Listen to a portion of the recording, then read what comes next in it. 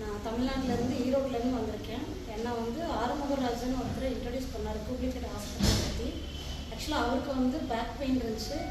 அவர் treatment எடுத்துகிட்டு போய் 5 years ஆச்சு. அவருக்கு இது வரைக்கும் எந்த கம்ப்ளைண்ட்டும் வரல. எனக்கும் சேம் இதை சிராட்டிக்கல் நியூஸ் வந்து என்னால் உட்கார முடியாது, நிற்க முடியாத ஸ்டேஜில் நான் வந்தேன். எனக்கு வந்து டாக்டர் தீர்த்தி மேமை கன்சல்ட் பண்ணி அவங்கள்ட்ட வந்து இது மாதிரி எப்படி ட்ரீட்மெண்ட் எடுக்கணும்னு நான் கேட்டேன்.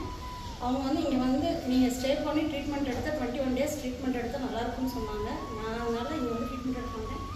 வந்ததுக்கப்புறம் 1 or 2 டேஸ்லேயே எனக்கு வந்து பெயின் எந்தளவுக்கு குறைஞ்சதுன்னு எனக்கு தெரிஞ்சுது.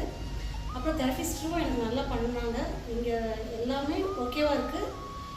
இப்போ 21 டேஸ் ஆச்சு. என்னால் நின்றுட்டு நான் பேசிகிட்டு இருக்கேன், நிற்கவும் முடியுது, உட்காரவும் முடியுது. டூப்ளிகேட் ஹாஸ்பிட்டல் வந்து நல்லாயிருக்கு. நான் வந்து உங்கள் எல்லாத்துக்குமே நான் ரெஃபர் பண்ணேன். ஸ்டாஃப்லேருந்து ஹாஸ்பிட்டல் க்ளீனர்ஸ்லேருந்து அவங்க ப்ராடக்ட்ஸ் எல்லாம் கொஞ்சம் யூஸ் பண்ணிகிட்ருக்காங்க. அதுவும் நான் யூஸ் பண்ணேன். ஃபேஸ்க்கெல்லாம் எல்லாமே பியூட்டிஷியன்லேருந்து எல்லாமே நல்லாயிருக்கு. நீங்கள் வந்து டூப்ளிகேட் ஹாஸ்பிட்டல் வந்து பாருங்கள், கோட்டையில் இருக்குது. ரொம்ப நல்லாயிருக்கு. எனக்கு ரொம்ப பிடிச்ச சாட்டிஸ்ஃபைடாக இருக்கேன். நான் வீட்டுக்கு போகிறப்ப ஃபுல் சாட்டிஸ்ஃபைடோடு நான் போகிறேன். தேங்க்யூ.